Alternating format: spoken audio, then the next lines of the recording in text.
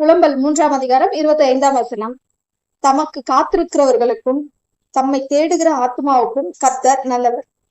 யாருக்கெல்லாம் கர்த்தர் நல்லவரா இருக்கிறார்? அவருக்காகவே காத்திருந்து அவரையே தேடுகிற ஆத்மாவுக்கு கர்த்தர் நல்லவராய் இருக்கிறார். இன்றைக்கு நீங்க எந்த சூழ்நிலையில வேணா இருக்கலாம், எப்படிப்பட்ட சூழ்நிலையில வேணா இருக்கலாம். ஆனா அவருக்காக மட்டுமே காத்திருக்கும் போது கர்த்தர் உங்கள் வாழ்க்கையில நல்லவராய் செயல்படுவார். கர்த்தர் வாக்கு பண்ணிட்டாரு, அந்த காரியத்தை நான் எப்படியாவது செய்து முடிக்கணும்னு சொல்லி நீங்களே பிரயாசப்படாம கர்த்தருக்காக காத்திருக்கும் போது, அவரை மட்டுமே தேடும் பொழுது கர்த்தர் உங்களுக்கு நல்லவராய் இருக்கிறார். ஆபிரகாம் கூட பாருங்க, கர்த்தர் அவனை அழைத்து அவனுக்கு வாக்கு பண்ணார், உனக்கு ஒரு பிள்ளையை கொடுப்பேன்னு சொல்லி. சரின்னு அந்த வார்த்தையை நம்பி ஆபிரகாம் 10 வருடம் காத்திருந்தான். ஆனா அவனுக்கு பிள்ளையே பிறக்கல. இப்ப சாராள் என்ன நினைச்சா, கர்த்தர் ஆபிரகாமுக்கு தானே வாக்கு பண்ணிருக்கிறார், எனக்கு சொல்லவே இல்லையே, அப்போ ஆபிரகாமுக்கு தான் பிள்ளை பிறக்கும், எனக்கு பிறக்காது போல அப்படின்னு நினைச்சு ஆபிரகாமுக்கு அவளுடைய அடிமை பெண்ணை திருமணம் செஞ்சு வைக்கிறார். அந்த அடிமை பெண் மூலமாக ஆபிரகாமுக்கு ஒரு பிள்ளை பிறக்குது.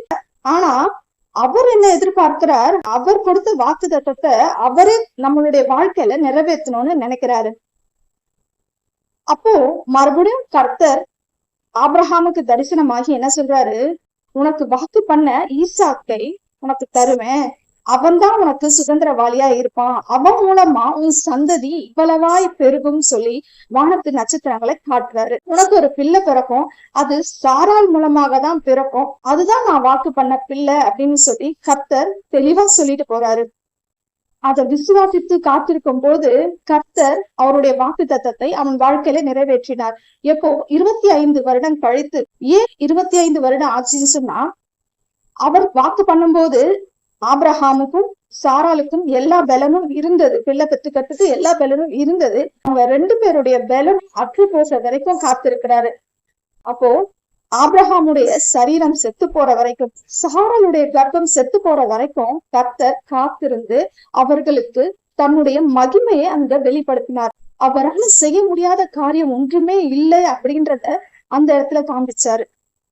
உன்னுடைய சரீரம் செத்து போனா என்ன, அவருடைய வாக்கு தத்தம் உயிர் உள்ளது, அந்த வாக்கு தத்தம் உங்களுடைய வாழ்க்கையில எல்லாவற்றையும் நிறைவேற்றும். அப்போ உங்க வாழ்க்கையிலயும் கர்த்தர் ஒரு விஷயத்த வாக்கு பண்ணியிருக்கிறாருன்னு சொன்னா, அந்த வார்த்தைக்காக நீங்க காத்திருக்கணுமே தவிர நீங்க உங்க கிரியையை செய்யக்கூடாது. அவருக்காக காத்திருந்து அவரையே தேடும் பொழுது கர்த்தர் உங்கள் வாழ்க்கையில நல்லவரா இருக்கிறார்.